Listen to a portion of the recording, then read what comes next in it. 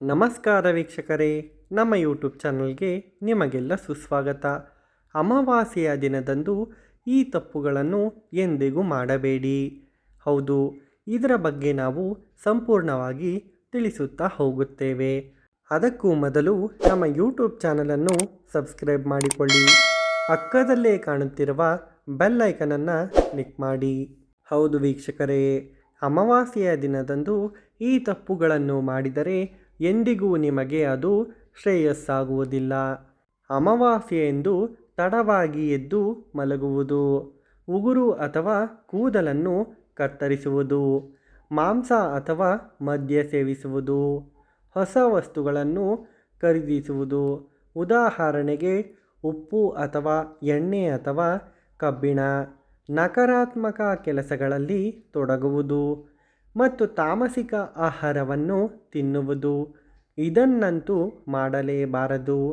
ಇದರ ಬದಲಿಗೆ ದಾನ, ಪಿತೃಪೂಜೆ ಮತ್ತು ಸರಳ ಜೀವನಕ್ಕೆ ಆದ್ಯತೆ ನೀಡಬೇಕು. ಇದರ ಬಗ್ಗೆ ಇನ್ನಷ್ಟು ವಿಸ್ತಾರವಾಗಿ ತಿಳಿಯುತ್ತಾ ಹೋಗೋಣ.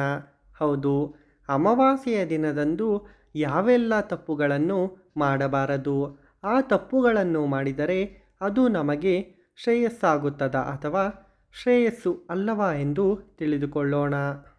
ಅಮಾವಾಸ್ಯೆಯ ದಿನದಂದು ಆರೋಗ್ಯ ಮತ್ತು ನೈರ್ಮಲ್ಯ.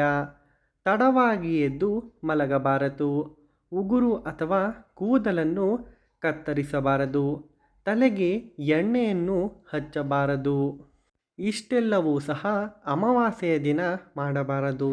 ಹಾಗೂ ಅಮಾವಾಸ್ಯೆಯ ದಿನದಂದು ಯಾವೆಲ್ಲ ಆಹಾರವನ್ನು ಸೇವಿಸಬಾರದು ಎಂದು ನೋಡುವುದಾದರೆ ಮಾಂಸ ಅಥವಾ ಮದ್ಯ ಮತ್ತು ತಾಮಸಿಕ ಆಹಾರಗಳು ಇದನ್ನಂತೂ ಸೇವಿಸಲೇಬಾರದು. ಅಷ್ಟೇ ಅಲ್ಲದೆ ಹೆಚ್ಚು ಆಹಾರ ಸೇವನೆಯನ್ನು ಕೂಡ ತಪ್ಪಿಸಬೇಕು. ಇದನ್ನೆಲ್ಲ ಮಾಡಿದರೆ ನಿಮಗೆ ಒಳ್ಳೆಯದಾಗುತ್ತದೆ. ಅಮಾವಾಸ್ಯೆಯ ದಿನದಂದು ಏನೆಲ್ಲ ಖರೀದಿ ಮಾಡಬಾರದು ಮತ್ತು ಏನನ್ನು ದಾನ ಮಾಡಬೇಕು ಎನ್ನುವುದರ ನೋಡುವುದಾದರೆ ಉಪ್ಪು, ಎಣ್ಣೆ, ಕಬ್ಬಿಣದ ವಸ್ತುಗಳು, ಚರ್ಮದ ವಸ್ತುಗಳು, ಹೊಸ ವಾಹನಗಳು, ಬಟ್ಟೆ ಹಾಗೂ ಧಾನ್ಯಗಳನ್ನು ಖರೀದಿಸಬಾರದು. ಇದನ್ನು ದಾನವನ್ನು ಕೂಡ ಮಾಡಬಾರದು. ಅಮಾವಾಸ್ಯೆಯ ದಿನದಂದು ಯಾವೆಲ್ಲ ಕಾರ್ಯಗಳು ಅಂದರೆ ಯಾವೆಲ್ಲ ಕೆಲಸಗಳನ್ನು ಮಾಡಬಾರದು. ರಾತ್ರಿ ಹೊತ್ತು ಸ್ಮಶಾನ ಅಥವಾ ನಿರ್ಜನ ಸ್ಥಳಕ್ಕೆ ಹೋಗಬಾರದು.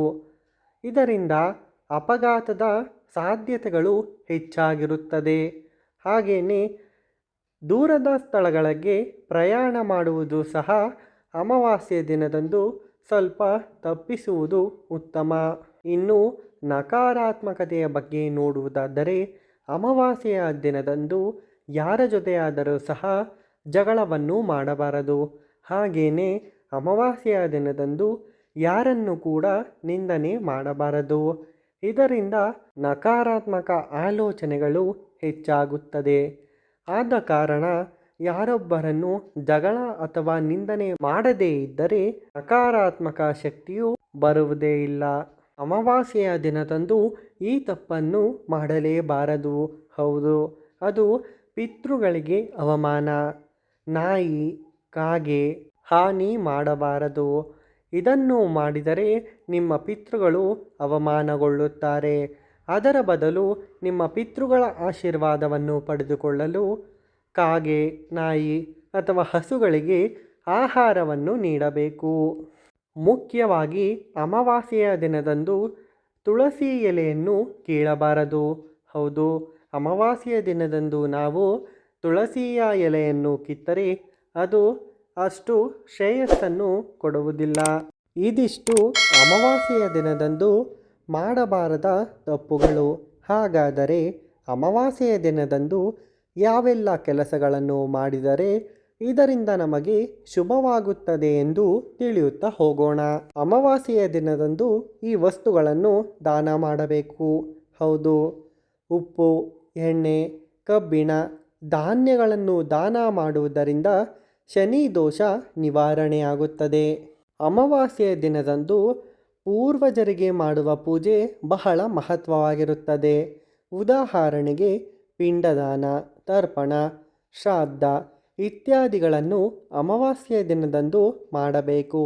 ಇದರಿಂದ ಪಿತೃಗಳ ಆಶೀರ್ವಾದವೂ ಸಹ ಸಂಪೂರ್ಣವಾಗಿ ಸಿಗುತ್ತದೆ. ಇನ್ನು ಸಾತ್ವಿಕತೆಯನ್ನು ಅಮಾವಾಸ್ಯೆಯ ದಿನ ಅನುಕರಿಸಬೇಕು. ಸರಳ ಆಹಾರ ಸೇವಿಸಿ ಸಾತ್ವಿಕವಾಗಿ ಇರಬೇಕು.